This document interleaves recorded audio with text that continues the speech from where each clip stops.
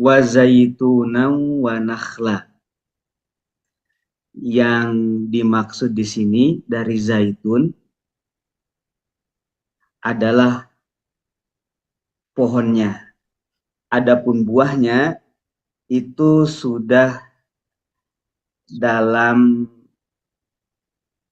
tanda kurung ketika pohonnya saja bermanfaat, apalagi buahnya. Dan nakhla juga di sini itu maksudnya adalah pohonnya. Ya kalau disebutkan di sini pohonnya bermanfaat,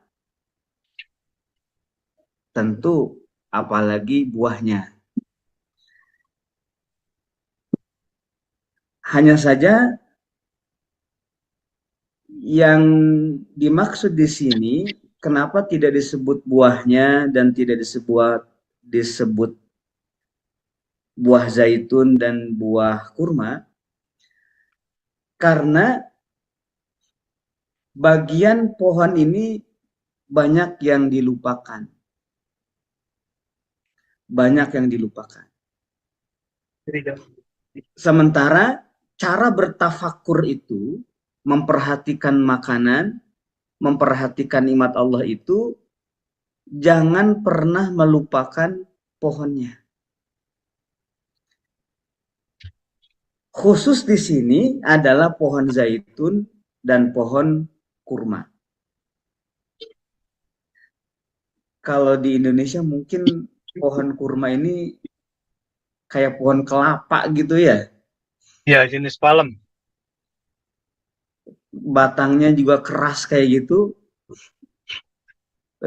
Seperti pohon kelapa ruyung, kalau orang Sunda bilang. Kalau pohon kelapa tua itu ruyung, Ustaz. Ya, mayang-mayangnya. Atau gimana maksudnya? Ruyung itu yang begitu tua dan keras, Ustaz. Iya. Jadi menghitam itu, serat-serat durinya itu benar-benar kuat. Wa zaituna wa nakhla. Disebutkan pohonnya, tentu buahnya sudah termasuk di dalamnya. Hanya saja cara mengoptimalkan manfaat dari zaitun dan dari kurma ini itu dimulai dari pohonnya, dimulai dari sesuatu yang biasanya orang tidak memandang itu, padahal begitu bermanfaat.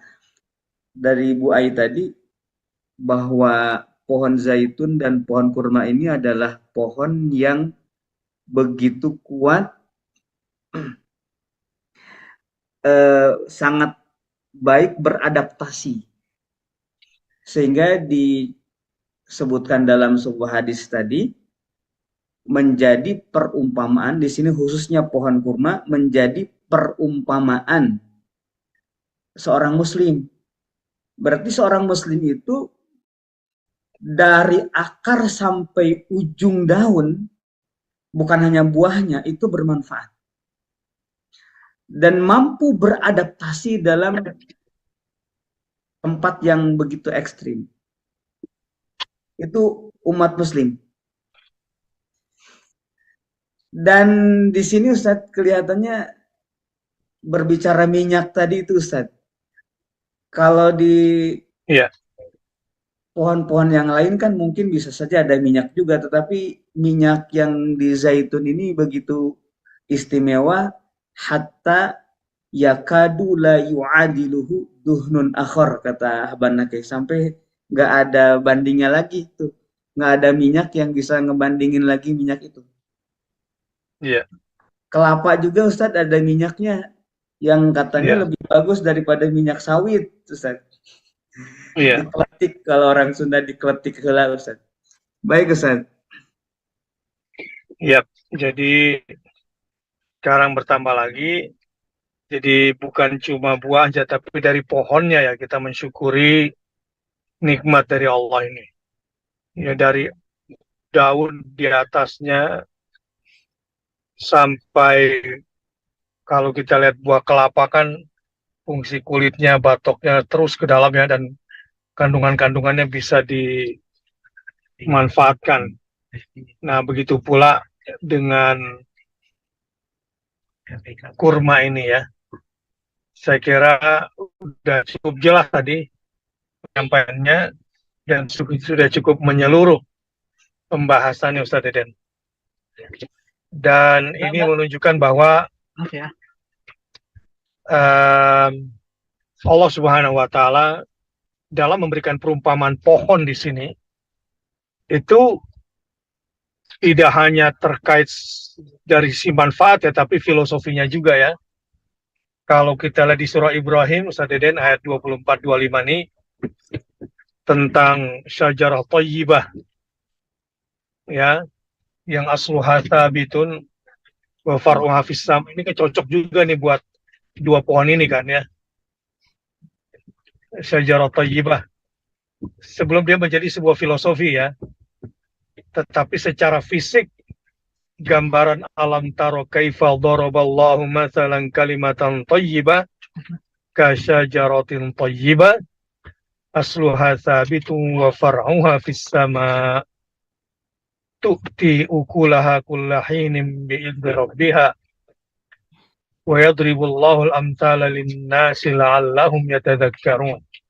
Yang Ustaz Deden gambarkan tadi, yang saya kutip hadisnya, lengkapnya sebetulnya gambaran kepribadian seorang mukmin yang baik itu seperti pohon yang baik, yang akarnya kokoh ke dalam, tetapi ranting-rantingnya menjulang ke langit, yang buahnya maksimal di setiap musimnya dengan izin Tuhannya.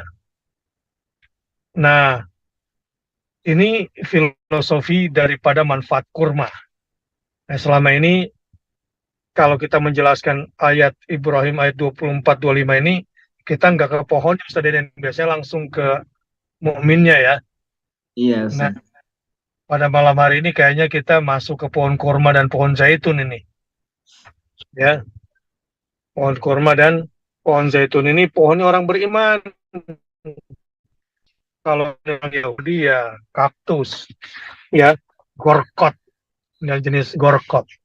Nah, kalau pohonnya orang beriman ini adalah kurma dan zaitun.